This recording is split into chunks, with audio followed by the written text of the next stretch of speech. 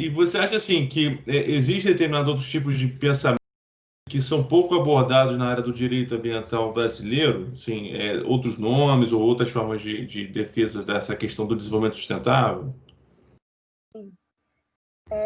Tem. Eu acho que tem muitos autores, claro, né, que a gente acaba não dando a devida atenção, né, e que são muito bons. E na pesquisa do mestrado nas leituras de vida, eu me deparei com um autor, que é o que eu queria citar para você, que é o Roger Scruton, tá? E ele tem um livro que chama Filosofia Verde, Como Pensar Seriamente o Planeta, que é esse aqui. Uhum. Esse livro, primeiro a gente precisa...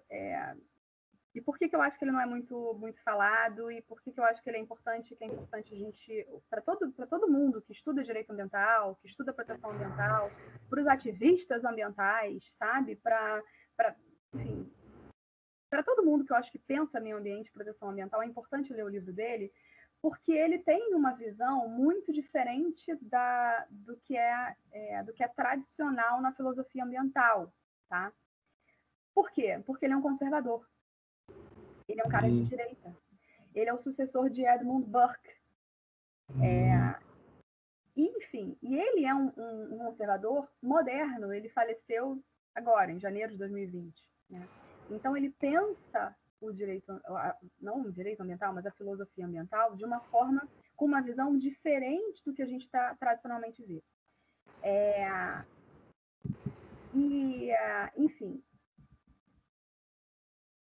e por algum motivo, né, a gente tem essa percepção que, por algum motivo, a proteção ambiental, as discussões de proteção ambiental, no Brasil especialmente, costumam ser associadas a um movimento de esquerda, ou associadas a pautas de esquerda. E quando Scruton se define como conservador, ele se contrapõe aos revolucionários, tá? Então, essa contraposição ela é importante. O conservador, para Scruton, ele é aquela filosofia, ele é a teoria de manutenção da história, né? Enquanto que os revolucionários impõem uma ruptura com a história, tá? E a esquerda, de forma geral, ela acaba estando muito associada a essa conduta um pouco mais revolucionária, né? Então, por isso que você tem, às vezes, os contrapontos direita e esquerda, conservadores revolucionários, e essas filosofias muito alinhadas com a filosofia política. Só que ele traz reflexões que são absolutamente pertinentes para o direito ambiental e que eu queria citar com você. Primeira coisa, né, para entender também quem é Scruton. Scruton, ele é um crítico fervoroso do utilitarismo. Utilitarismo, teoria de Jeremy Bentham. E o que é o utilitarismo? É a valorização, a supervalorização da busca pela felicidade e pela utilidade. Então, segundo Bentham, as decisões políticas, as decisões deveriam ser tomadas com base numa busca por uma maior utilidade social daquelas decisões. E o Scruton, ele é um crítico fervoroso de Bentham, e ele vê nos revolucionários, que se contrapõem ao pensamento dele, portanto, ele vê nos revolucionários um viés utilitarista, de valorização daquilo que é melhor para a sociedade, né? Ou daquilo que é o interesse de determinados grupos da sociedade, né? A revolução, a mudança de poder. E ele também é um crítico fervoroso do biocentrismo. Como conservador, ele é naturalmente antropocêntrico. Antropocêntrico, certíssimo. Né? E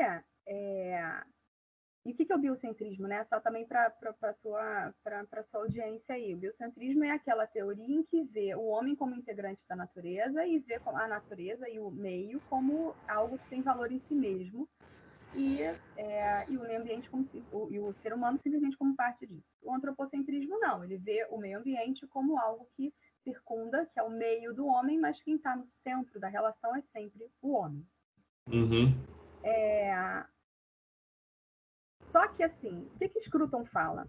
Que a única espécie capaz de atribuir um valor intrínseco a qualquer coisa que não seja humana é o ser humano.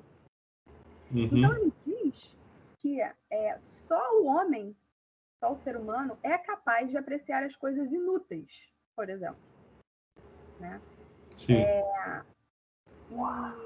Então ele diz, por exemplo, que quando o ser humano ele atribui um valor intrínseco à vida selvagem, o que a gente faz é perpetuar os seus valores instrumentais, a sua contribuição à biodiversidade e a todos que recebem os seus benefícios. Mas essa valorização de valor intrínseco é naturalmente desenvolvida pelo ser humano, né? É o homem cuidando do seu meio, é o homem cuidando da sua casa, do local onde vive. Ele fala e ele trata muito da moral humana e dos valores humanos, né? Ele se dedica a esses valores. Ele, na verdade, diz que os valores são inerentes aos direitos e deveres. E ele associa o valor moral e a moral humana ao dever de cuidado do outro e também ao dever de cuidado do ambiente onde a gente vive. O que ele fala? Ele trata, por exemplo, também da solidariedade intergeracional, que é um tema que a gente vê muito no direito ambiental, né? Da necessidade de preservar o meio ambiente para as futuras gerações. Só que o que Scruton fala? Ele diz que o problema dos filósofos que tratam dos direitos intergeracionais é que eles se pegam nos deveres que são impostos às gerações presentes, mas eles não se pegam e eles não avaliam as motivações, os motivos pelos quais as gerações presentes precisam e devem, ou querem, ou irão preservar o meio para as gerações futuras, as gerações que estão por vir. Então, ele tem um capítulo nesse livro muito interessante, que ele fala do Heimat, ou do habitat, e ele desenvolve uma teoria de oikofilia. O que é oikofilia? É o amor ao lar. E com base nesse amor ao lar, ele desenvolve a teoria dele baseada nos 3 pilares desenhados por Burke. E quais são esses 3 pilares? O respeito aos mortos, aos antecessores, os pequenos pelotões, eu vou explicar melhor isso, e a voz da tradição, tá? E o que isso significa? Ele entende que o ser humano ele tem um amor pelos seus antecessores. O futuro, as gerações futuras, são desconhecidas a todos nós. Mas o passado é conhecido, né? E a gente tem amor pelos nossos antecedentes, pelos antecessores. A gente vê com respeito, a gente tem respeito aos nossos mortos. E só em decorrência desse respeito aos nossos mortos e do que eles entregaram para nós, e o meio que eles entregaram para nós, que é possível o ser humano ter, por dever de respeito a eles, ele vai preservar e cuidar para que ele possa passar adiante para gerações futuras algo que seja adequado como ele recebeu. Então, isso está muito vinculado ao amor, né? O Scruton fala que a responsabilidade das gerações presentes com as gerações que surgem, as gerações futuras, ela está intrinsecamente ligada ao amor que a gente tem aos nossos ancestrais. E o que ele fala? Por que ele fala dos pequenos pelotões? Porque ele diz que a preocupação do homem, a preocupação real do homem com a proteção ambiental, ela é pequena, e com a proteção do outro, ela é pequena, ela é um microcosmos. Então, cada indivíduo, ele se preocupa com a sua família, ele se preocupa, de fato, com a sua comunidade, ele se preocupa, em última análise, até com a sua nação. Ele diz que o ser humano ele é a única espécie capaz de fazer sacrifícios, de sacrificar o que ele quer pelo que ele valoriza. E o que ele cita? Qual é o exemplo que ele dá? Os homens que vão para a guerra, né? O homem que vai para a guerra, ele sabe que ele pode perder o bem mais valioso, o bem fundamental, e o bem humano mais valioso, que é a sua própria vida. Mas ele se dispõe a sacrificar isso em prol do quê? Em prol da sua família, em prol de um bem-estar da sua pequena comunidade, em prol de um bem-estar, numa escala maior, de sua nação. Então, o que Scruton defende na filosofia dele? Que a gente precisa valorizar esses pequenos cosmos, os pequenos pelotões, o grupo que nos cerca, o pequeno grupo que nos cerca. A gente precisa valorizar e entender a responsabilidade pessoal de cada um e ver o dever de proteção ambiental como algo que é inerente ao ser humano e não como algo que a gente vê comumente que é dever do governo, que é dever do Estado, que é dever da ONU, né? como Greta fala, que coloca a atribuição da responsabilidade pelo meio ambiente terrível que a gente tem hoje, pela situação horrorosa que a gente tem hoje, ele coloca a responsabilidade disso nos governantes. A responsabilidade é nossa, né? E o que Scruton fala? Que a única forma da gente, de fato, ter uma proteção ambiental, né, e um meio ambiente mais sadio, é devolvendo para o ser humano e percebendo que o ser humano tem essa responsabilidade com o seu meio e com as pessoas que o cercam e com os pequenos grupos. E se a gente faz isso, e se a gente percebe isso, né, em cada ser humano, a gente acaba projetando isso globalmente. Então, a gente acaba, através de ações locais, a gente acaba causando um impacto na nossa casa planetária, como diz Hélida Segan, né? Enfim, era isso, assim, a gente tem outras questões do pensamento de Scruton. Eu acho que vale muito ler o livro, eu acho que é uma outra perspectiva, uma outra visão sobre a proteção ambiental, não de ruptura, muito pelo contrário, de cuidado, de olhar para o próximo, de solidariedade, que eu acho que são valores que a gente, infelizmente, tem perdido como sociedade e que a gente precisa resgatar, eu acho. E ele traz um tema importante, aí eu vou deixar uma dica para você, porque quando o Scruton fala da necessidade da responsabilidade, da gente valorizar a responsabilidade, me chama muita atenção e me chamou para um outro livro, que é do Hans Jonas. Jonas fala do princípio da responsabilidade, discorre muito sobre esse princípio da responsabilidade, né? E tem uma pessoa muito querida, que é essa moça aqui, ó, Margarete Bilhalva.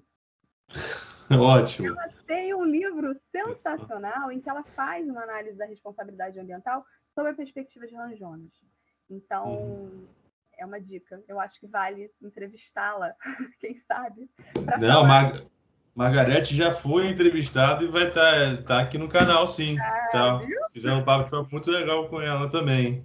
Não, e Luciana, assim, obrigado. Sim, eu vou passar para suas considerações finais, mas já quero deixar bem claro que para mim foi uma das entrevistas mais profundas e mais legais que eu já fiz aqui no canal. Eu sou suspeito para falar que eu adoro o assunto, né? Mas eu tô encantado com tudo que você expôs aí de uma maneira super didática e que com certeza vai levar curiosidade aí dos nossos espectadores para entender um pouco mais sobre como a nossa visão do mundo, como filosofia, né, e como isso se reflete aí, inclusive, no direito, né? Mas pode fazer suas considerações finais. Tá bom. Bom, de novo, obrigada pela oportunidade, pelo desafio, porque eu tive que reler, né? Claro, para poder preparar, para poder falar para vocês, então eu tive que reler, então foi bom até para poder relembrar de tudo que eu já tinha lido e das teorias que eu já tinha estudado lá, muito para o mestrado e por conta do mestrado. E queria deixar para a tua audiência esse recado, assim, que na verdade a gente precisa ir além sempre. E eu acho que o estudo e a busca por um maior conhecimento, conhecimento, meu avô dizia, né? Conhecimento é a única coisa que ninguém tira de você. E se a gente quer fazer e quer pensar profundamente, né, os problemas ambientais, a gente precisa sim ir a fundo nesses pensadores e conhecer a obra deles, não pelas notas de rodapé dos livros, mas pela leitura desse material de verdade, né? E sempre com a contextualização histórica e locacional, vamos dizer assim,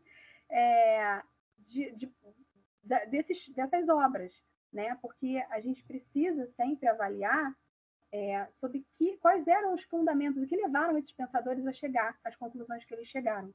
E perceber que a minha leitura, e tudo que eu falei aqui foi única e exclusivamente a minha leitura desses livros, né, e que tem os meus conceitos íntimos, a minha moral, os meus valores, a minha leitura e o meu olhar sobre esses caras é um. A tua leitura pode ser outra, né? Então, a gente precisa fomentar esse debate, precisa ter a dialética acontecendo de verdade, né? Então, não adianta, se eu falar aqui Roger Scruton, eu tenho certeza que vai ter uma galera que vai falar assim, esse cara é um conservador, eu não quero nem saber o que ele fala. Isso é ruim, porque você perde a possibilidade de ouvir e ler coisas que te tiram da sua zona de conforto, né? Que são diferentes do que você está acostumado a ouvir, mas que te fazem pensar. E esse é o objetivo da filosofia, né? É fazer as pessoas pensarem. Enfim, era isso. Eu adoro o tema também. Não, Luciano, muito honrado, muito feliz aí com todo esse conhecimento aí que você trouxe de uma forma super didática, tá? E pessoal, por hoje, infelizmente é só, mas vai ter que ter outros papos aí, que tem muita coisa aqui que eu fico com vontade de perguntar, mas o tempo não deixa. Então, Eu pessoal, falei ó, muito. não, mas foi perfeito, tá ótimo. Ó, pessoal, esse foi o Ciclo de Direito Ambiental. Quem gostou, curte aí. Quem não gostou, reclama. Acho difícil porque o papo foi muito bom, né, e profundo. E a gente se vê até a próxima. Obrigado a todo mundo aí. Tchau, tchau. Tá.